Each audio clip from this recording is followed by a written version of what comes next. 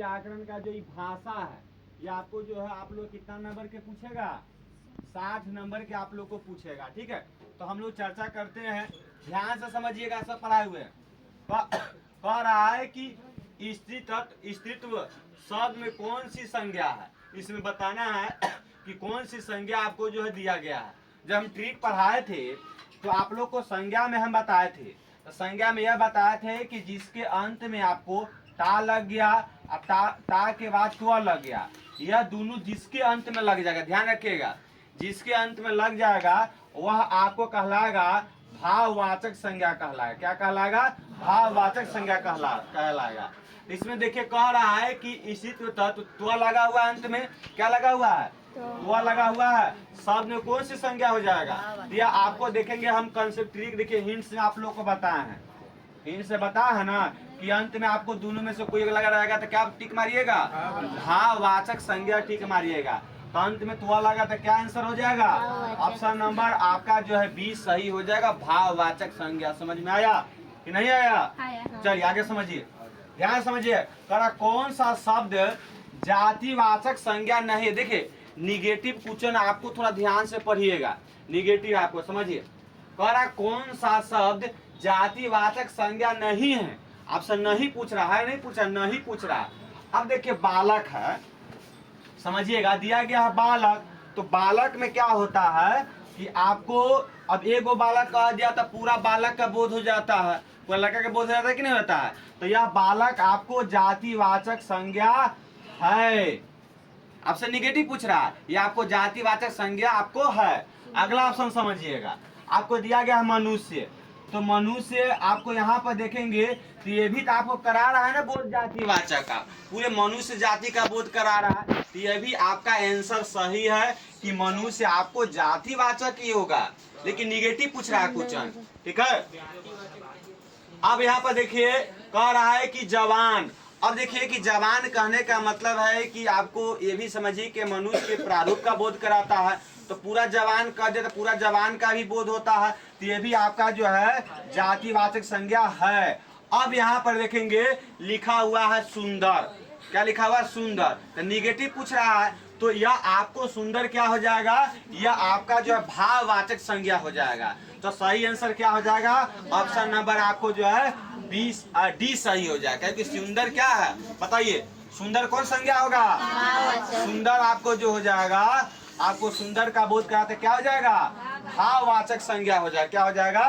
भाववाचक संज्ञा। अगला ऑप्शन देखिए कर ध्यान से, यह घोड़ा अच्छा है, ध्यान समझिएगा, यह घोड़ा अच्छा है, इस वाक्य में यह क्या है? देखिए आपसे जो है रेखा यहाँ पे देखिए रेखांकित किया गया है, और आगे देखिए यहाँ पर आपको जो है ना यह आपको दे भी दिया गया कि यह क्या है। समझिए यहाँ पर क्रिया है, तो क्रिया का परिभाषा क्या होता है? जो काम करने में बोध होता है, कार्य करने में जो बोध क्रिया हो जाता है। संज्ञा का परिभाषा बोलिए, बताइए संज्ञा में, संज्ञा में अभी कभी पढ़े इसके बारे में नहीं। इसके बाद देखिए विशेषण, तो आपको हम पढ़ाए होंगे कि आपको यह क्या है?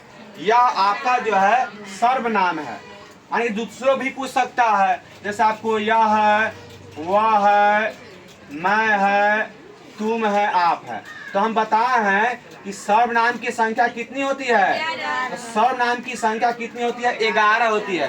तो 11 में से कोई आपको दे देगा रेखांकित तो कौन सा सर्वनाम होगी, तो सही आंसर क्या हो जाएगा? आपका जो है सर्वनाम हो जाएगा। अगला समझिए ध्यान से, कौन सा बहुवचन है? यह आपको क्वेश्चन जो है सही पूछ रहा है, कह रहा कौन सा बहुवचन है, यह भी आपको हम पढ़ाए हुए हैं। अब आपको बताना है, देखिए किताब, तो किताब का जो किताब क्या है? यह आपको एक वचन दे रहा है, एक वचन दे रहा है कि नहीं? तो बहुवचन क्या बनेगा? किताब के बनेगा, किताबें बनेगा। ठीक है, अब यहाँ पर देखिए लड़का है, तो क्या हो जाएगा? देखिए ऑप्शन नंबर देखिए, पहले सी समझते हैं, लड़का तो क्या हो जाएगा? लड़के हो जाएगा। ठीक है, माता है तो क्या हो जाएगा? माताएं हो जाएगा। तो इसको जब हम बहुवचन बनाते हैं तो माता क्या हो जाएगा? माताएं। तो यह का बहुवचन मतलब एक ही वचन हुआ ना? क्या क्वेश्चन पूछ रहा है? कौन सा बहुवचन है? आपसे एक वचन नहीं पूछ रहा है, कौन सा बहुवचन है? तो हम बताएं किताब के किताबें हो गया, लड़का के लड़के हो गया, माता के माताएं हो गया, लेकिन प्राण के प्राणे नहीं होता है, यह हमेशा बहुवचन में ही रहता है। तो क्या हो जाएगा ऑप्शन नंबर बी हो जाएगा, प्राण हो जाएगा। आगे समझिए ध्यान से, कह रहा है कि दिए हुए शब्दों में भिन्न अर्थ वाला शब्द है। देखिए कह रहा है कि जो शब्द दिया गया है उसमें भिन्न अर्थ, मतलब अलग कौन सा, समझिए ध्यान से। अब देखिए प्रभात, क्या दिया गया है, प्रभात। तो प्रभात का अर्थ भी सुबह होता है, आप नहीं सुनते होइएगा प्रातः काल, या मतलब सवेरे प्रभात। तो प्रभात का अर्थ क्या होता है, इसका भी अर्थ क्या होता है, सुबह ही होता है, ठीक है, आप लोग सुने होइएगा। इसके बाद दिया गया है उषा, आप लोग को पढ़ना भी है। तो उषा का अर्थ भी क्या होता है, सुबह ही होता है, ठीक है, अर्थ आपको जानना बहुत जरूरी है।